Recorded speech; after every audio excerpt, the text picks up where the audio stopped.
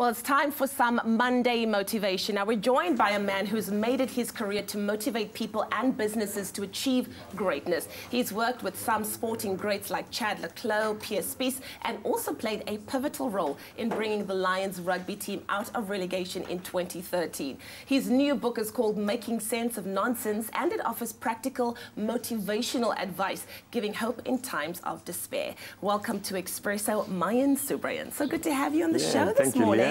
Great to be here. Oh, I feel like we need you. We need your insights. But before we do anything else, let's talk about this nonsense of what you speak in your book, Making Sense of Nonsense. What is the nonsense? Well, you know, the nonsense is things that don't make sense.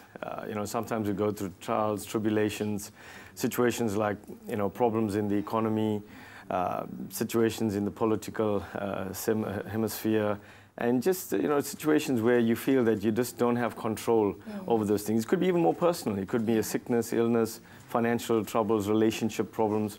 So those sort of things, when you reach a place where you realize, hey, I don't know, I don't have the answers. Yeah, I think that we are living in very challenging times in South Africa at the moment, with our economy, with the downgrades, with the water situation in the Western Cape.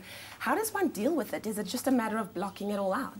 No, well, you don't want to be the ostrich with the head in the ground. You know, you want to acknowledge it, but at the same time, you know, it's about understanding that, you know, focus on what you can do, not on what you can't do. Because that's where stress comes in. You know, people get stressed out when they focus on things that they have no control out of. I have an acronym that I call CTC. Control the controllables. Wow. You know, you can't stop the birds from flying above you, but you can certainly stop them from making a nest on your head. True story. Yeah. You also can't stop them from dropping something, but that's a blessing, I hear. You know what? We're approaching the festive season, and you and I were kind of talking in the break, and you were saying that this is actually the time where people sink into the most despair.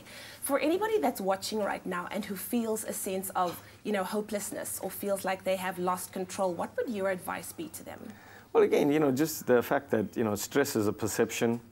Stress is something that you bring upon yourself, because what stresses you out may not stress me out. Yeah. So it's quite subjective in that side of it. And I mean, the advice I would give is to really understand what the whole festive season is about. And a lot of the pressure that comes upon oneself comes from peer pressure, trying to fit into society. And for me, it's about being comfortable in your own skin. Understanding that, you know, I may not be able to live up to the expectations of others, but, you know, just being you and being comfortable in the fact that, you know, this is who I am, this is what I believe in, and not trying to outdo others and try to keep up with the Joneses and all of that. And I guess that's where, around the festive season, you know, people are always trying to outdo others. And it's just about coming to the place and understanding, you know what, I am me, and there's only one of me. I'm unique, I'm valuable, I'm loved, and irrespective of what I get or don't get, you know, I'm still going to continue. I love it, and I love that we can continue with you after the break. We're going to be chatting with Myan Subrayan a little bit later on. His book is Making Sense of Nonsense, and if you feel like you live in a world that is filled with nonsense right now, you might want to grab and get your hands on that. But we're going to take a quick break. We'll be right back.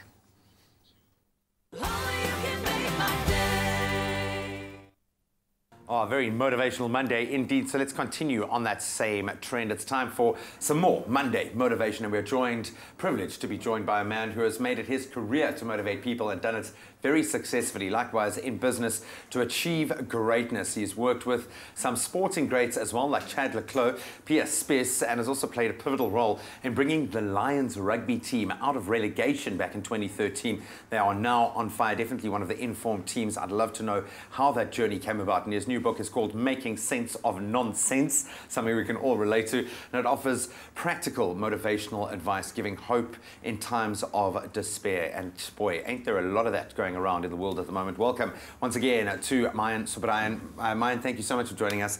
It is a crazy old world that we live in, especially when it comes to sport. We are seeing the psychology of sport play out on a very grand scale where the Springboks are right now. But I was there when the Lions were at the lowest of the low, and was lucky enough to have a front row seat as they emerged out of that. You played a pivotal role in that. Talk me through your relationship with the Lions. What team did you find back in 2013?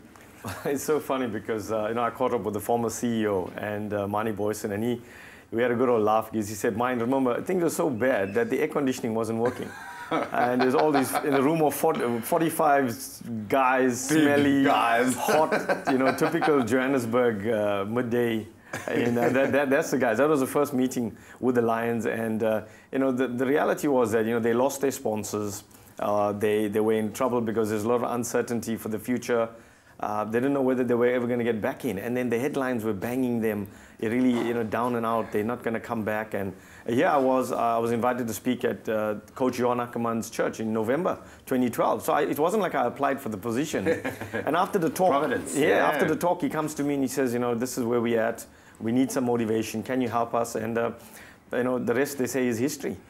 And an unbelievable turnaround at that. But I think in the darkest times, there is an opportunity to turn things around. It gives you that golden opportunity, and this kind of ties in, I would imagine, to the name, the Afrikaans title of the Afrikaans edition of the book, which, as you say, is very similar, almost the same book, but obviously slightly different.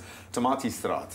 How did that name come about? I learned in Afrikaans in school that when an Afrikaner person is in trouble, they say that, hey, het in Tomatistraat beland. So when I started with the Lions, you know, knowing where they were at and stuff, I joked to them, and I surprised them because I spoke to them in Afrikaans. I said, guys, you are in Tomatistraat, but don't worry, our Indian people like tomatoes to make curry. So you wait there in Tomato Street. I'm going to come and get you and take a few tomatoes home to make curry. And what a curry you made. What a curry you made. That team has obviously gone on to amazing things. I'm going to focus on the three words that are on the cover of the book: rejection, direction, and resurrection. Why these three affirmations? Personally, for me, you know, this is a quick history, and I shared this with the Lions because what happens is that as a life coach, people obviously get the impression that you're all about success. Yeah. And I said, guys, I want to knock that out of the park right away. I'm not here to teach you to succeed. I'm here to teach you how to deal with failure. Because the reality, Graham, in life is that you're going to fail more often than you're going to succeed. Every day. Absolutely. But how do you deal with it? Because in a society where the pressure is always on success, you know, you feel like you're let down, you feel even more depressed, knowing that you haven't made it in life, you haven't lived up to the expectations of others. So I'm saying, guys, you know what? From our greatest rejection can come our greatest direction that can lead to our resurrection. Very quickly, you know, I had a business in 2000, sold the business, went to New Zealand on the basis that I'd live off the sale of the business, get there, and the guys that bought the business didn't pay me. And now I'm there with my wife, my 8-month-old daughter, and everything is gone south. So what do I do? But from that rejection comes the direction where I moved into the speaking, the writing, and the life coaching. Because at the time I was an accountant, a financial broker, and through that rejection came the direction where I am now. Two things that I hated growing up in Durban was Afrikaans and rugby. And now, and now I'm known as the Indian Boertjie involved in rugby. This is my third Afrikaans book. So again, it's just to encourage people that those times when it seems to be nonsense, you know, allow it to work its way. Look at what is available, the opportunity and the direction. It may not be what you wanted because, I mean, my teachers as well, they get shocked. I believe my Afrikaans teacher is rolling in his grave because, yeah, I was always bunking classes, looking for every excuse to get out of the class. And now I've written my third Afrikaans book. I absolutely love it. Congratulations, sir. And thank you so much for the influence that you're having as a rugby fan, not just on rugby, but we really love the sound of the book and we've loved connecting with you. Thank you so much for that. You've helped us make sense of nonsense this morning. Make sure you get your hands on either the Afrikaans or English version of this. It sounds like a validating and empowering experience.